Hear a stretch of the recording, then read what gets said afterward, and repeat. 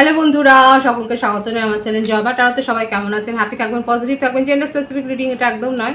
আমার viewers male অথবা female যে কেউ হতে পারে। Timeless collective general energy pick করা হলে সবসময় সব কথা আপনার সাথে রেজোনেট নাও করতে পারে।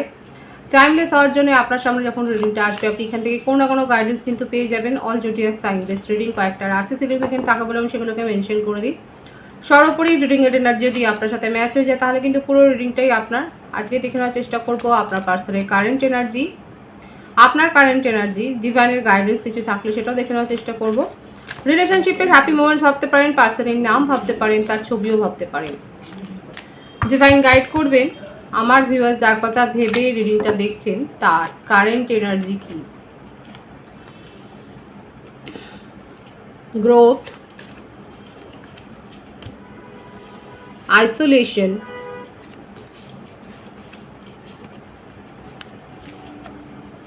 facade,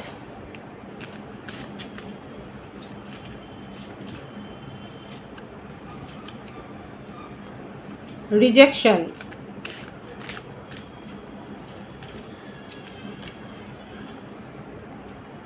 release,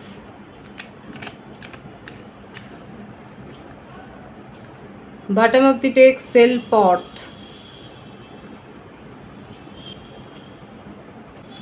দেখুন এখানে যে ভাইবসটা এসছে, আপনার পার্টনার একটা চাইল্ডহুড ট্রমা কিন্তু রয়েছে।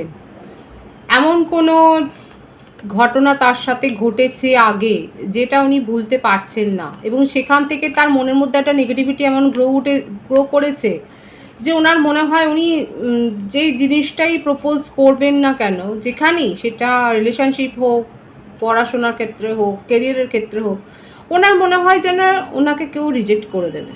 মানে এই একটা ইনফিরিয়রিটি কমপ্লেক্স, হীনমন্যতা, এই ব্যাপারটা কিন্তু এসছে। দেখুন আর বেশিরভাগ সময় একা থাকতে পছন্দ করেন। ওনার মনে হয় উনি একা কি অনেক কিছু। এবার যারা একা থাকে তারা কিন্তু মেন্টালি খুব স্ট্রং হয়, কিন্তু এখানে দেখা যাচ্ছে আপনার পার্টনার কিন্তু একটা হীনমন্যতায় ভোগে, বিশেষ করে রিজেকশনের একটা ভয়। ওনাকে কেউ রিজেক্ট করে দেবে এই ব্যাপারটা উনি মানতেই পারেন না, এবং সেখানে তার ইগো হার্ট হয়ে যায়। সেলফ ওয়ার্থ মানে নিজের ইগো, নিজের মান সম্মান নিয়ে খুব ভাবে। আর সেই জন্যই অনেক সময়তেই হতে পারে যে উনি অনেক কাজ অনেক দূর এগোনোর পরও না সেখান থেকে পিছিয়ে আসে। উনি কি কাউন্সিলিং করাচ্ছেন? আপনি কি কাউন্সিলর ছিলেন? আপনি যদি ডক্টর হন, হিলার হন, তাহলে দেখা যাচ্ছে আপনার কাছ থেকে হয়তো অনেক সাহায্য নিয়েছেন, এবং সেখান থেকে কিন্তু উনি হয়তো, আপনিও জানেন যে উনাকে অনেকটা আপনি সুস্থ করেছেন, এবং তার মধ্যে পজিটিভিটি বলুন, তার মধ্যে একটা যে স্ট্রেংথ বলুন, এটা আপনি গ্রো করতে তাকে সাহায্য করেছেন। এখন উনি হয়তো অনেকটা পারছেন। এটা তাদের সাথে ম্যাচ হবে যারা এইরকম হিল করেছেন আপনার পার্টনারকে। কারণ এত রিজেকশনের ভয় উনি ভোগেন যে শেষ মুহূর্তে উনি কিন্তু পিছিয়ে আসেন, সেই ভয়ের চোটেই তিনি কিন্তু পিছিয়ে আসেন, এবং একা থাকতেই উনি বেশি পছন্দ করেন। Four of swords, four of cups,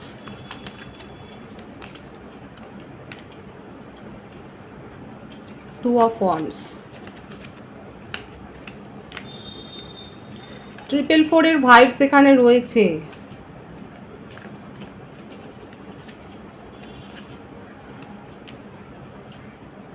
king of swords,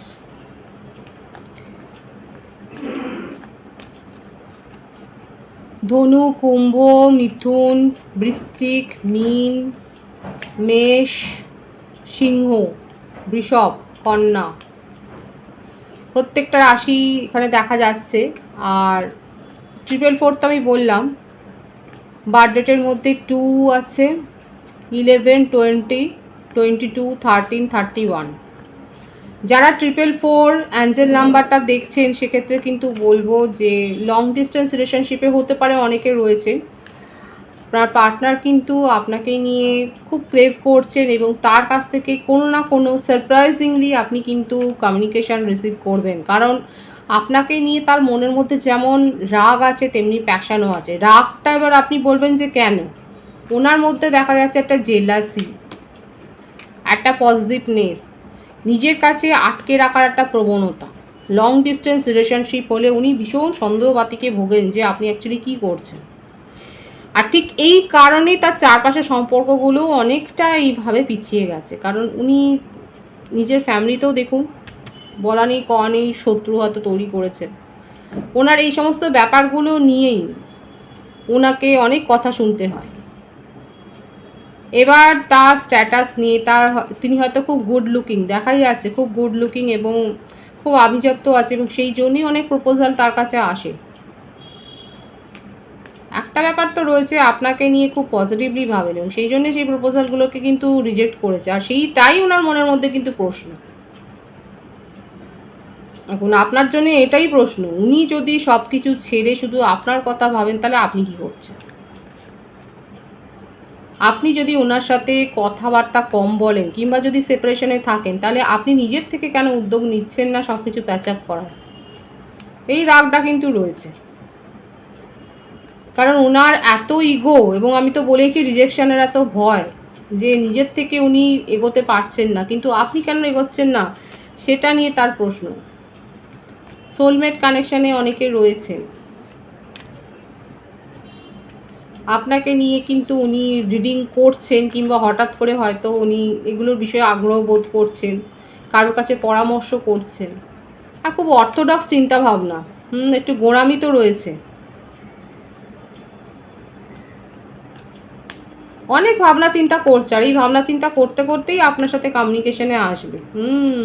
আবার অনেকের ক্ষেত্রে হতে পারে যে এইটা থেকেই উনি আর আসতে পারলেন না, কারণ ওনার মনে হচ্ছে যে ওনার ইগো হার্ট হয়ে যাবে এবং তখন কে তাকে সামলাবে, এবং তার জন্যে উনি সেই ভয়েতেই মুভ অন করছেন।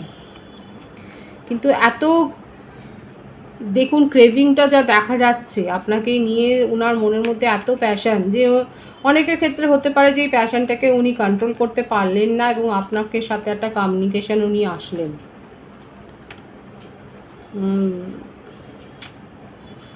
আবারও এলো আইসোলেশন, পারছে না কিছুতেই, হার্টব্রেক হয়ে যাচ্ছে। উনি খুব ভালো করে জানেন ওনার এই অ্যাকশানের জন্যই ওনার হার্টব্রেক হচ্ছে।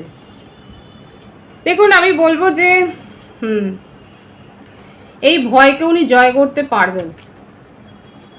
111-এর ভাইব সেখানে রয়েছে, 999 এসছে, 444 এসছে। অবস্ট্যাকলস তো রয়েছে, সম্পর্ক গ্রো হওয়ার ক্ষেত্রে অবস্ট্যাকলস রয়েছে, এটা আপনার পার্টনারের তরফ থেকেই দেখা যাচ্ছে বেশি। যে ভয়টা রয়েছে সেটাকে জয় করার ক্ষমতা তার মধ্যেই রয়েছে। আপনি যদি হিলার হন তাহলে আপনি তাকে সাপোর্ট করেছেন এবং তার মধ্যে এই স্ট্রেংথটাকে গ্রো করেছেন, সেটাকেই উনি আবার ঝালাই করবেন। আর যদি আপনি হিলার না হন সেক্ষেত্রে বলবো, কারণ আমি কিন্তু বলেছি উনি কারোর না কারোর কাছ থেকে পরামর্শ নিচ্ছেন বা উনি হয়তো নতুন করে ট্যারো রিডিং দেখছেন বা শিখছেন, সেক্ষেত্রে উনি নিজের মনের এই দ্বিধাদ্বন্দ্বকে জয় করে আপনার সাথে কিন্তু কমিউনিকেশনে আসবেন। এবং যে পজিটিভনেসটা দেখা যাচ্ছে তাতে করে হতে পারে যে যখন কথা বলবেন একটা ঝগড়াও হতে পারে, কারণ উনি এটাই বলবেন যে উনি তো আপনার জন্য ওয়েট করেছেন, আপনাকে নিয়েই শুধু ভেবে গেছেন আপনি কি করেছেন। এই ভাইবসটা কিন্তু এখানে রয়েছে। আপনার কারেন্ট এনার্জিটা আমি দেখব যে আপনি কি এনার্জিতে রয়েছেন। 9 অফ ওয়ান্ডস, এটাই তো হওয়ার ছিল। Page of swords, justice, the chariot, high priestess. আপনার পার্টনারকে আপনি যথেষ্ট পরিমাণে, যেমন উনি পজিটিভনেস দেখিয়েছেন, দুজনেই শেয়ানে দুজনের এইভাবে কি করে হবে? নিজেদের ফিলিংস যদি আপনারা শেয়ার না করেন, নিজেদের ফিলিংস যদি আপনারা না শো করেন, তাহলে কি করে হবে? আপনিও হাইড করে রেখেছেন, উনিও হাইড করে রেখেছেন, তবু তো উনি একটা উদ্যোগ নেবেন এগোবার, কিন্তু আপনি তো এই ওভারথিঙ্ক করে যাচ্ছেন যে অ্যাকচুয়ালি উনি কি ডিসিশন নেবেন সেটার উপর নির্ভর করবে আপনার পরবর্তী পদক্ষেপ। আপনি জাস্টিসটাই দাবি করছেন, কারণ এত বেশি আপনার মনে হচ্ছে যথেষ্ট দাম্ভিক উনি, এবং সেই জন্যে এখানে ওনার উপরে আপনি নজর রেখেছেন এবং আপনি তার গতিবিধির ওপর নজর রেখে আপনি দেখুন ওনারও ভাইবস আছে ঝগড়া করার, আর আপনারও আছে ঝগড়ার উত্তর দেওয়ার।